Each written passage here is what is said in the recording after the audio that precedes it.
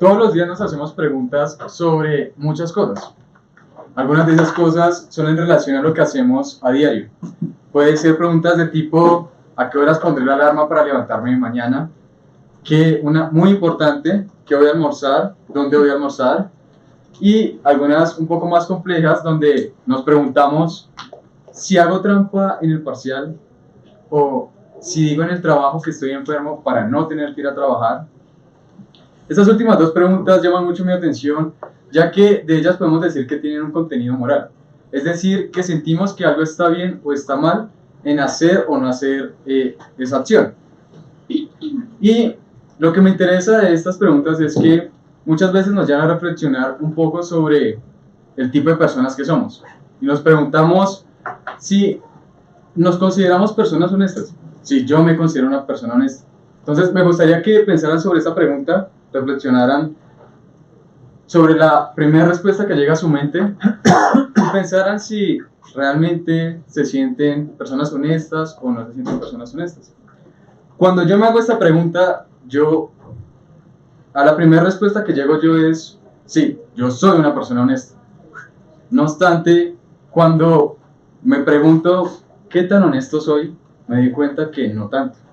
No soy tan honesto pensando un poco en mis acciones, reflexionando sobre mis acciones. Yo pienso que soy honesto, pero cuando me veo haciendo o recuerdo algunas cosas que he hecho, me di cuenta que no es tan así. Por ejemplo, en el contexto que me interesa a mí pensar ahora es en el contexto académico y recordar un poco la escuela. Y me gustaría pues que me acompañaran en recordar la escuela. Algunos de ustedes dirán, yo hacía eso, otros dirán, wow, eso pasaba en la escuela. En mi caso, cuando yo estaba en la escuela, mis compañeros y yo, en temporada de parciales, de exámenes principalmente, hacíamos trampa. Nos inventábamos maneras creativas y sutiles de hacer trampa en el examen para que todos pasáramos. Y nos parecía divertido, nos parecía chévere, a pesar de que sabíamos que estaba mal. Entonces, una de las maneras pues, en las que pensamos sobre cómo hacer trampa era, por ejemplo, recuerdo que en un examen de biología yo me senté adelante, nos aprendimos unas señas para decir esta seña es la A, o la mano acá abajo es la B, o la mano como acá en la cabeza la C, y así todas las respuestas posibles. De esta manera pues pasábamos los parciales, hacíamos los exámenes y pasábamos todos con buena nota los parciales. Entonces, reflexionando sobre esto y pasando ya al contexto universitario, me preguntaba si esto también ocurría en la universidad, pensando un poco en que la universidad es un contexto donde somos más autónomos de nuestro proceso de aprendizaje y ya no tenemos esa vigilancia del profesor que nos dice o nos está diciendo que no hagamos trampa o que si nos descubre nos va a sancionar. Entonces, reflexionando sobre la trampa en la universidad, primero pues me pregunté qué es lo que los estudiantes consideran como trampa o qué es lo que ellos esperan que es el buen comportamiento que se debe tener en la universidad. Y ahí es donde hablamos sobre códigos morales. Los códigos morales nos dicen a nosotros las cosas que están bien, el comportamiento que deberíamos tener en un lugar y el comportamiento que no deberíamos tener en ese lugar. En el caso de la universidad, el comportamiento que se esperaría que tengan los estudiantes es la integridad. Integridad con respecto a ser honestos, ser excelentes académicamente y ser excelentes académicamente, pero desde un interés por el propio aprendizaje. Realmente estar interesados por aprender. Y los estudiantes dicen, sí, este es el comportamiento que deberíamos tener en las universidades. Luego, preguntando sobre cuáles son los comportamientos que no deberíamos tener, los estudiantes dicen, no deberíamos ser honestos. No debemos hacer fraude, no debemos hacer trampa, no debemos hacer plagio. Son los comportamientos que los estudiantes dicen, efectivamente, eso no deberíamos hacerlo. Entonces, si pensamos en que eso no deberíamos hacerlo, ¿por qué en varios estudios hechos tanto internacionalmente como acá en Colombia, se ha encontrado que el índice de fraude académico entre las universidades está por encima del 90%? Son muchos los estudios desde 1970 hasta 2018, los más recientes, que dicen que el fraude consistentemente está por encima del 90%.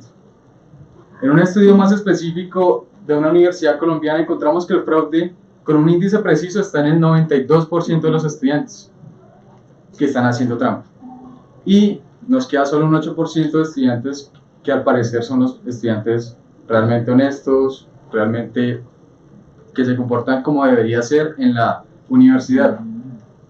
Pero este porcentaje realmente no nos dice o nos está diciendo que casi nadie o ninguno de los estudiantes son buenos, son honestos, y si pensamos, 92% es mucho, es demasiado para pensar en alguien, en un tema tan controversial como la honestidad y comportamientos morales.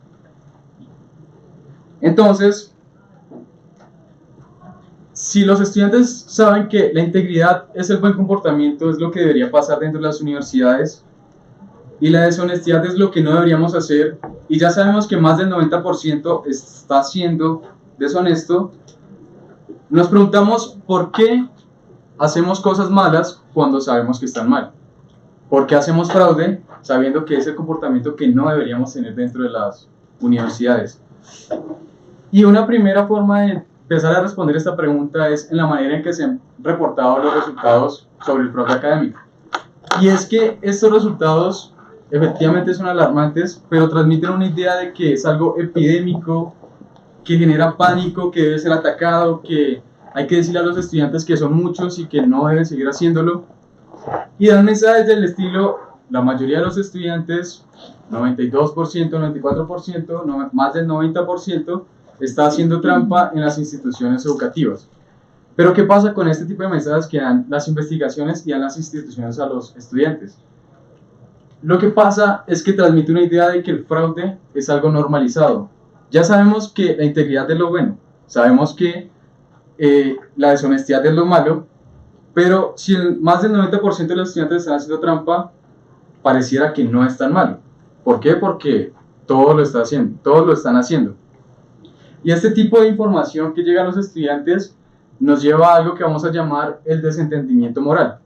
El desentendimiento moral es maneras de yo hacer algo que está mal y seguir sintiéndome bien conmigo mismo, justificándolo desde alguna parte externa, justificando mi comportamiento para poder seguir sintiéndome bien conmigo mismo, ¿sí? Y por ejemplo, la excusa que uno encuentra entre los estudiantes es que yo hago trampa porque los demás hacen trampa. ¿Y yo por qué tengo este tipo de argumentos para decir que yo hago trampa? Porque pues la institución me está diciendo que efectivamente más del 90% de los estudiantes hacen trampa. Ahora, este es un primer factor que nos dice o nos explica un poco por qué hacemos cosas malas cuando sabemos que están mal. En este caso el fraude pues las hacemos precisamente porque nos están dando una razón para hacerla, porque están normalizando esa conducta que está mal dentro del contexto académico. Ahora, volviendo a que se están interpretando estos resultados como algo epidémico, que efectivamente pues es preocupante, pero llevarlo al nivel de este tipo de palabras descriptivas, epidémico, pues lo que pasa es que genera una preocupación en las universidades que llevan a tratar de actuar rápidamente para frenar el fraude. Y entonces encontramos situaciones como esta, donde pasamos a la vigilancia del estudiante. Como si más del 90% de los estudiantes hacen fraude, pues nada que hacer. No podemos confiar en ellos, no podemos hacer nada, esperar nada de ellos, tenemos que ponerles a alguien que los vigile y asegure que los estudiantes se comporten como se deben comportar. El comportamiento ya no depende del estudiante, sino de un tercero que vigila a ese estudiante y se asegura que el estudiante sea honesto.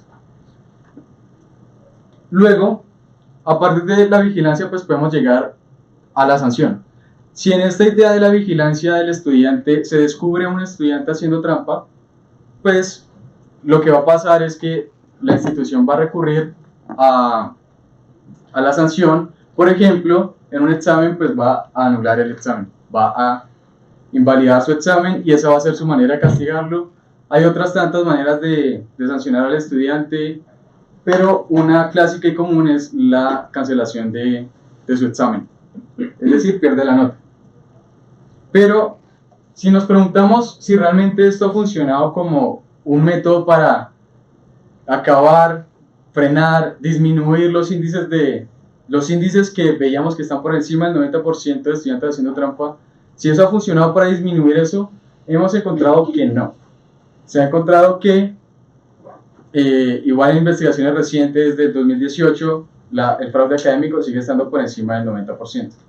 Entonces, se sabe que la sanción tiene su factor de que evita ciertas conductas, pero en el caso del fraude académico se requiere de algo más, de algo mejor, o que acompañe esa idea de la sanción. Entonces, lo primero que debemos encontrar dentro de este enfoque, que ya sabemos que no está frenando el fraude, sino que es como identificar cuáles han sido los resultados de este tipo de atacar el fraude. Y lo que se encuentra es que no frena el fraude, sino que lleva a los estudiantes a pensar en maneras refinadas de hacer trampa. Por ejemplo, escribirse en la mano, que es algo también con lo que empezamos en el colegio mis compañeros y yo, como vamos a escribirnos las respuestas en la mano y hacemos el examen así, pero esa no era tan buena, nos descubrieron un par de veces. Luego como que llevarla a otro nivel, como ya sabemos que el de la mano no funciona, entonces ya sabemos que el de la mano no funciona, entonces busquemos otro lugar donde podamos escribir las respuestas y que sea sutil, como que no nos descubra. Que sería utilizar otras herramientas que uno puede tener cerca del examen, como el agua, en el borrador, en el sacapuntas, tajalápiz, o pues ya en estos tiempos como hacer uso de aparatos electrónicos, pero sigue siendo un poco evidente, un poco fácil de detectar, o unas más profesionales como escribir las respuestas en algo que pueda desaparecer. Por ejemplo, una galleta. Y pues igualmente haciendo uso de las herramientas que uno puede llevar a un examen o parcial, tener las respuestas de manera creativa, muy sofisticada, en lapiceros, borradores o tajalápiz, o artículos de uso pues, personal. Entonces, lo que vemos es que el enfoque de vigilancia y sanción realmente no ha funcionado de la manera que se esperaría, no ha tenido los resultados esperados de disminuir considerablemente el fraude, sino que ha llevado a los estudiantes un poco a repensar la manera de hacer trampa y de seguir haciendo trampa y que se mantenga esos índices de fraude dentro de las universidades. Y esto nos hace preguntarnos entonces si el fraude es algo intratable, ya que si la sanción no es suficiente ni la vigilancia es suficiente para que los estudiantes no hagan trampa, entonces ¿qué podemos hacer? Y realmente el problema, ya sabemos que el enfoque de vigilancia y castigo y sanción lleva a los estudiantes a seguir haciendo trampa y a pensar sus maneras de hacer trampa, pero es debido a que este enfoque le quita la responsabilidad al estudiante o le quita su autonomía sobre su propio comportamiento.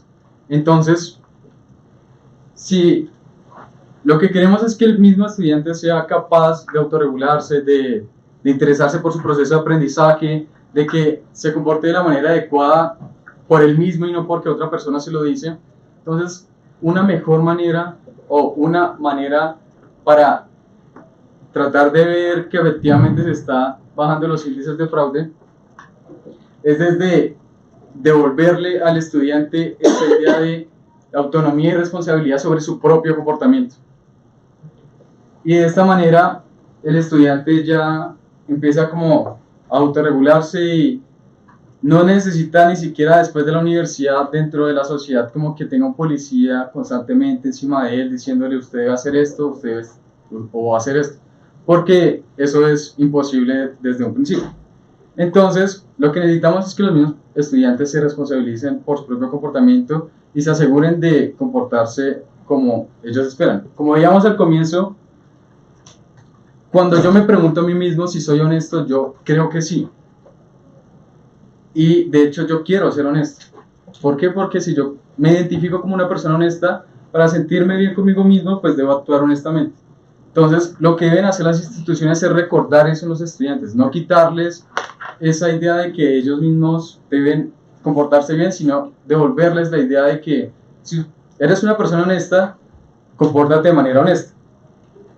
Y eso lo que nos va a ayudar a nosotros es a crear una identidad moral íntegra. La idea de las instituciones educativas debe ser, entonces, asegurarse de que entre los estudiantes quede reforzada esa idea de que si te consideras una persona honesta, compórtate de manera honesta y recordándole qué es lo que se espera de esa persona, de ese estudiante. ¿Y cómo lo hacemos? Pues un primer inicio es simplemente la idea de recordarles a los estudiantes que efectivamente ustedes saben que el buen comportamiento es la integridad y saben que el mal comportamiento es la deshonestidad. Ahora, por favor, compórtense, no hagan trampa, sean honestos.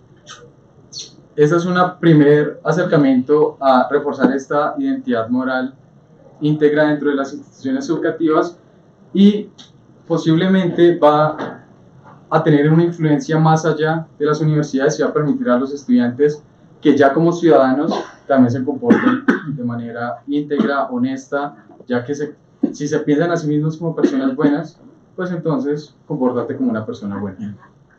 Gracias.